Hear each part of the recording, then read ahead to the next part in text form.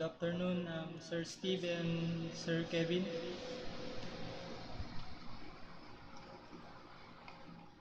Start na.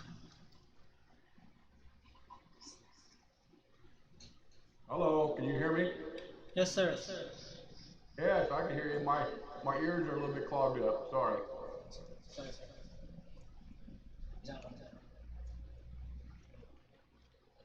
So, good afternoon. I'm Jose Santander of the Digital Defenders, and I'm here this afternoon to discuss our topic about malware. So, without further ado, let's start. I think Kevin should be online about now.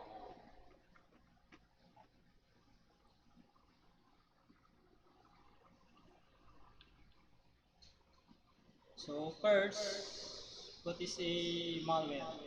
So, malware is a short term for malicious software. Malware is a software used or created to disrupt computer operation. Malware can appear in a form of code, scripts, active contents, and other software. So, malware is a general term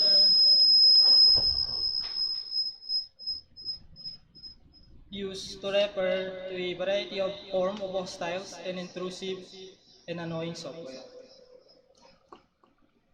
So, here I listed some usage of malware. Uh, Hacker uses malware. First is internet worms, were written as experiments or pranks. Second, hacker use malware to steal or gain sensitive information.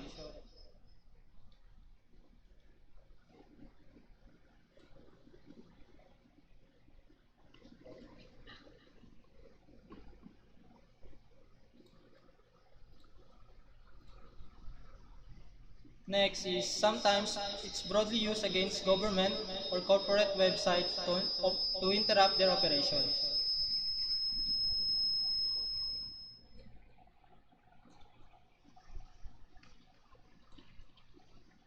So here I listed some types of malware. Number one is virus. So what is a computer virus? So computer virus is a program that when executed, it replicates itself by modifying others' computer program and inserting its own code. Virus can be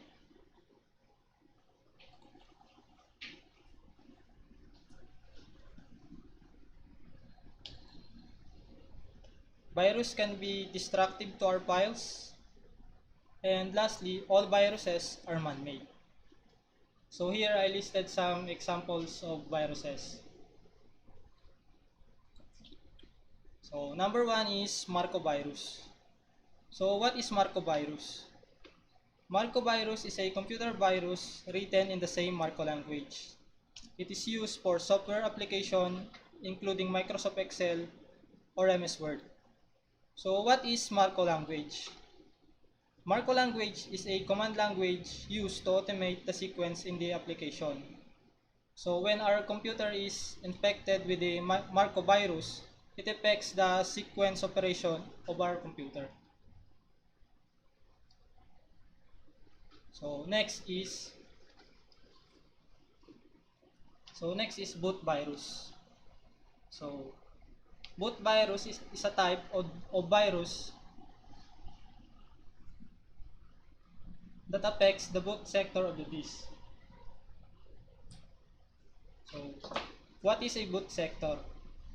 Boot sector is the sector of the data storage which contain machine code to be loaded into the RAM and executed by the computer system. So when our computer is infected with the boot virus, it affects the boot sequence of our computer.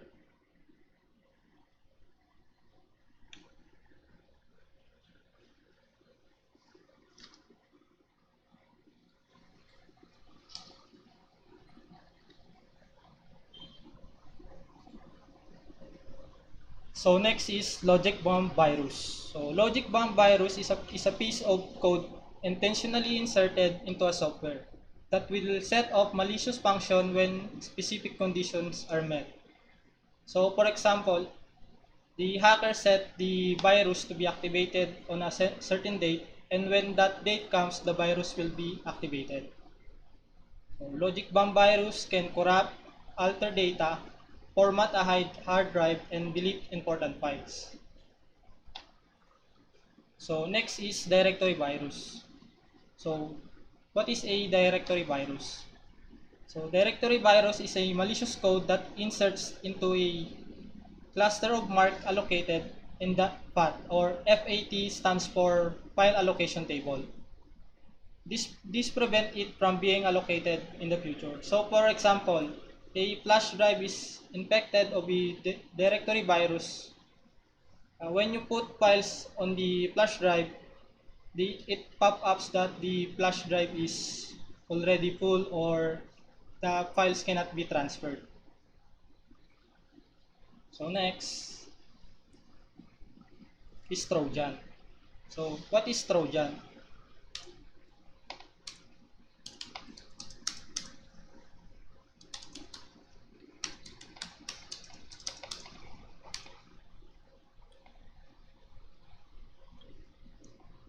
So Trojan is a type of malware that is often disguised as a legitimate software. Trojan can be employed by cyber thieves and hackers that trying to gain access to users' system. Users are typically tricked by some form of social engineering into loading an executable Trojan on their system. Once activated, the Trojan can enable cybercriminals to spy on you, stealing sensitive data and gaining backdoor access to your system.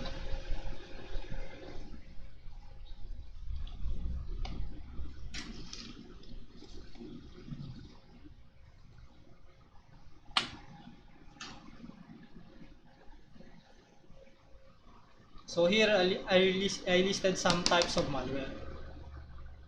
Example of Trojans. So number one is remote access Trojan.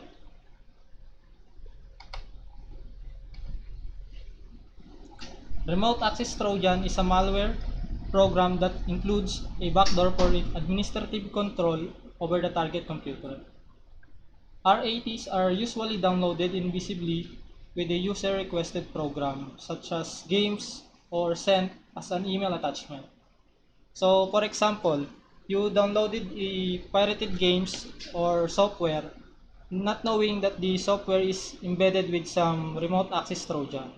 So when you install the games, it install or the remote access Trojan is already in your system.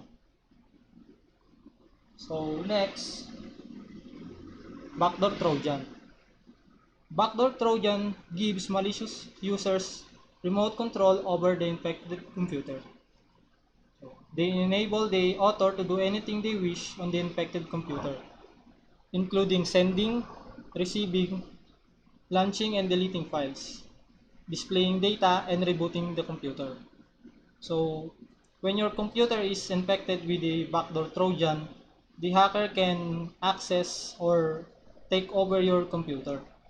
They can also reboot your computer also. Next is keylogging Trojan. So, keylogging Trojan is a program that logs keystroke. The danger of one infecting your computer is that it tracks every single keystroke you enter through your keyboard, including passwords and username. So for example, your computer is infected with keylogging Trojan. So when you access Facebook and you enter your username and password, the hackers or your username and password will be redirected to the hackers. So next is worms. So worm virus is a malicious self-replicating program that can spread throughout a network without human assistance. Worms cause damage similar to viruses, exploiting holes in the security software and potentially stealing sensitive information, corrupting files, and installing a backdoor for remote access to the system. So just like the virus, it is similar to the worms. So here I listed some types of computer worms. So first is internet worms. Like they do with the computer networks, computer worms also target popular websites with insufficient security. When they manage to infect the site, internet worms can replicate themselves into any computer being used to access the website. From there, internet worms are distributed to another connected computers to the internet and the local area network. So for example, a certain PC or computer access a website that has a internet worms. Connected computer through LAN or local area network may be affected as well if they don't have enough computer or antivirus software.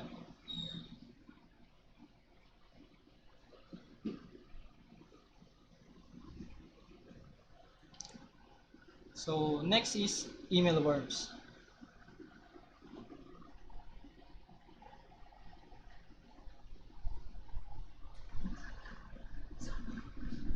So next is email worms. Are often are often distributed via compromised emails and they usually have double extension. For example, .mp4.exe or .ab.exe so that the recipient would think that they are media files and not malicious computer programs. When the victim clicks on the attachment, it copies the same infected file will automatically be sent to the address from their contact list. So, for example, a hacker sent you a email that contain an email worms. For example, a media files that have file extension of .mp4.exe. Normal people will not suspect that the file is a executable file because of the .mp4. So they click that file and that the email worms will infect their computer.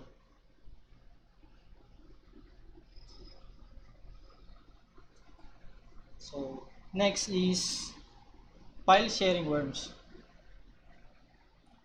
So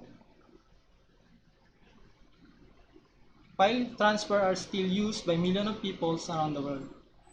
Doing so, they are unknowingly exposing their computer to threats of file sharing worms, like email and instant messaging worms. These programs are disguised as a media files with dual extension.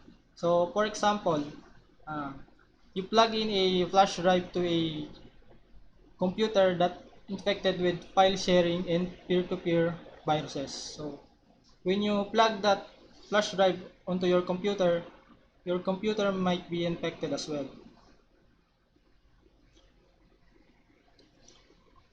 So, next is spyware.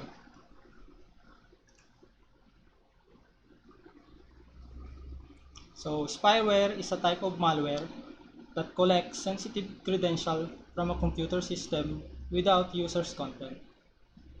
Once installed, it monitors users' activity on the computer and internet. This malicious software can even steal login ID, password, and credit card information. So here I listed some types of spyware. So number one is browser hijack. Browser hijack is a malicious program that controls the web browsers and show unnecessarily or unwanted advertisement. So browser hijack works by creating internet shortcut in the favorite folder of your browser without asking any permission.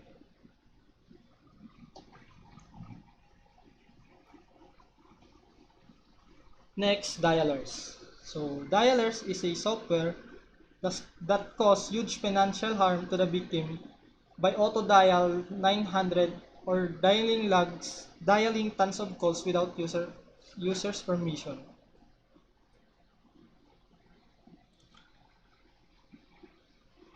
And next is keyboard loggers. It is a software that gets into user's device without any consent and displays advertisement banner in the web browser for downloading or marketing purposes. For example, you search on the Google Chrome for a certain product.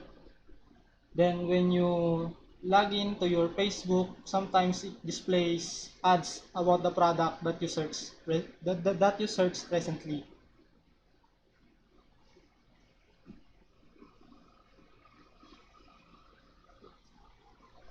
So next is phishing.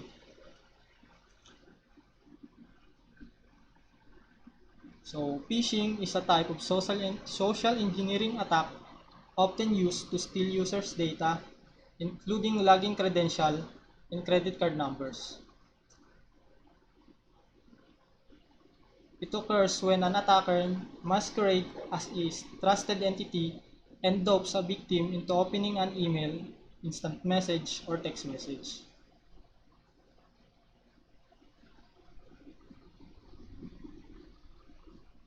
So, example of phishing. So, number one is generic greeting phishing.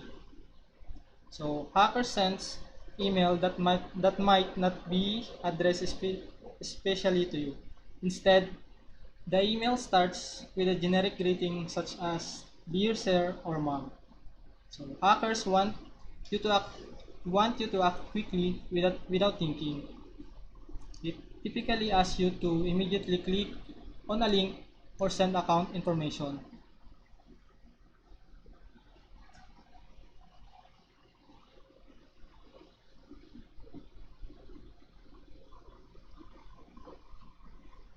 So next is forged link. So forged link is a cyber attack that uses disguised email as a weapon. The goal is to trick the email recipient into believing that the message is something they want or need a request from their banks, for instance, or a note from someone in their company, and to click a link or download an attachment. So, for example, a hacker will send you an email that said that require that you need to download this application. So, when you download that application, it requires you to input some username, passwords, or any credential.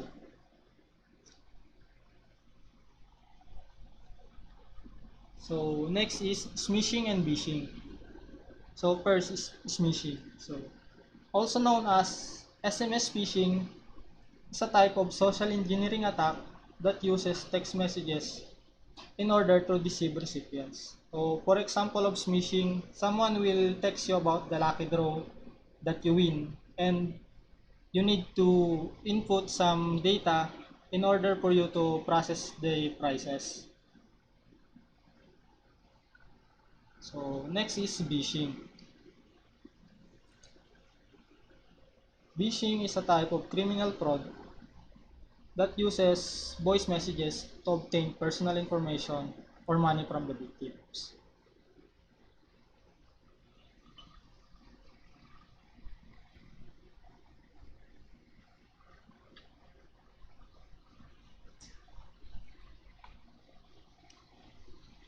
So next is adware. So adware is a type of malware that automatically delivers an advertisement. Common examples of adware include pop-up ads on a website and advertisements that are displayed by software. So for example, you open a website, then suddenly it will pop up some ads about this product. That's an example of an adware.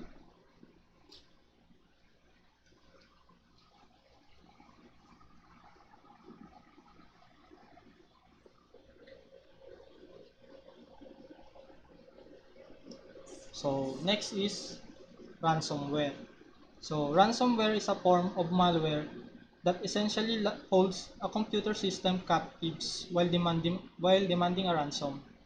So ransomware restricts users' access to the computer either by encrypting files on the hard drive or locking down the system and displaying the messages that are intended to force the user to pay the malware creator.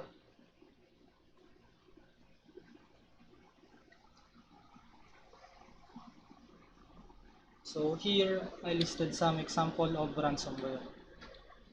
So number one is WannaCry ransomware. So WannaCry ransomware is a self-contained program that extracts the other application components embed within itself. The components includes an application that encrypts data and files containing encryption key.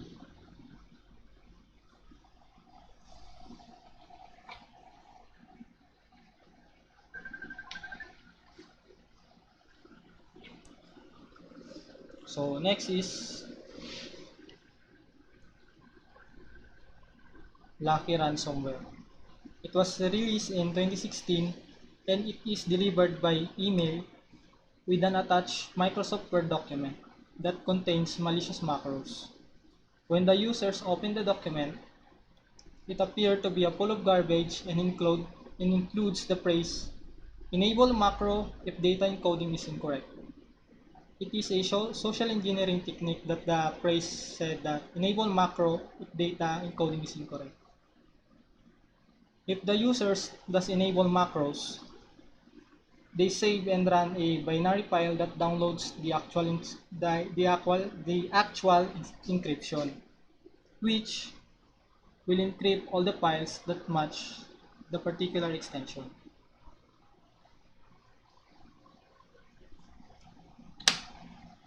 So next is Bad Rabbit ransomware. So Bad Rabbit ransomware is a malicious software that infects a computer and restricts users' access to the infected machine until a ransom is paid to unlock it. So hackers demand a Bitcoin for the ransomware to be removed or the files to be unlocked. Bad Rabbit spreads via fake Adobe Flash updates by tricking the users into clicking the pop-up of the Adobe Flash update. So when the users click the update, so the Bad Rabbit ransomware will encrypt all their data.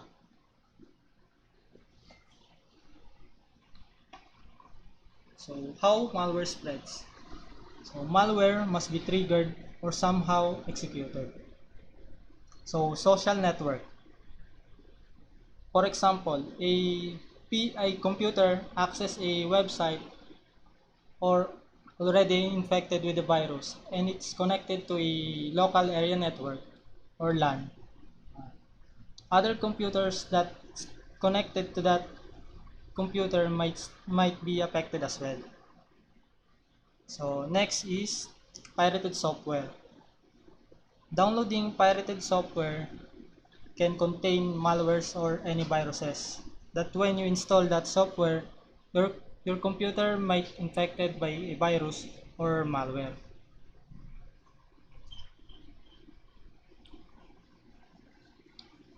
So next is removable media. For example, flash drive. When you plug that flash drive to a computer, not knowing that the computer is already infected with a virus, and you plug that flash drive onto your computer might get infected as well. So next is email. So, hackers often use emails to spread viruses. For example, they attach a file that when the users click into that file or install, the malware or the viruses spreads to their computer. Last is website. So accessing website that not knowing that they have internet worms or any viruses, your computer might get infected with a internet worms or any malwares in that website.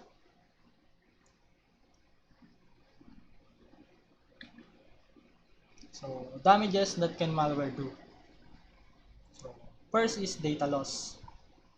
And for example, a virus or malware infected your system and encrypts or deleted your files in that computer, it can cause data loss. So next, hardware failure. So when your computer is infected with a virus, it sometimes slows down the process of your computer, causing to a hardware failure. So next is financial loss. So for example, you use a online banking and hackers gets your banking credential. It can cause you financial losses if the hackers gets your login ID or PIN code, just like that. So next is account theft.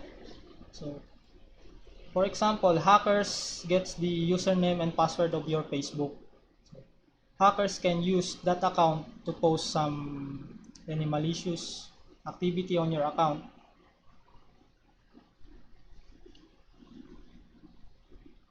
So next, how can we protect our computer against malware? So number one is install antivirus or anti-malware software. These softwares can detect viruses, malwares. So next, think before you click.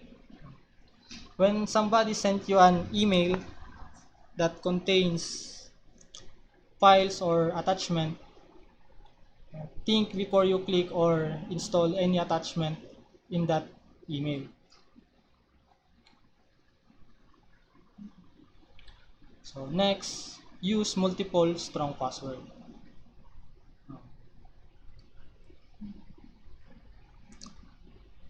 Next is don't use open Wi-Fi.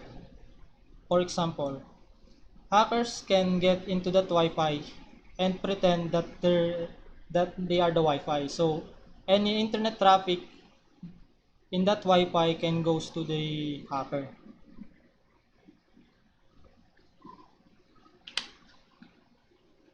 So last is backup your files. When viruses or malware deleted your files in your computer, it's good to have a backup files on another hard drive or another computer.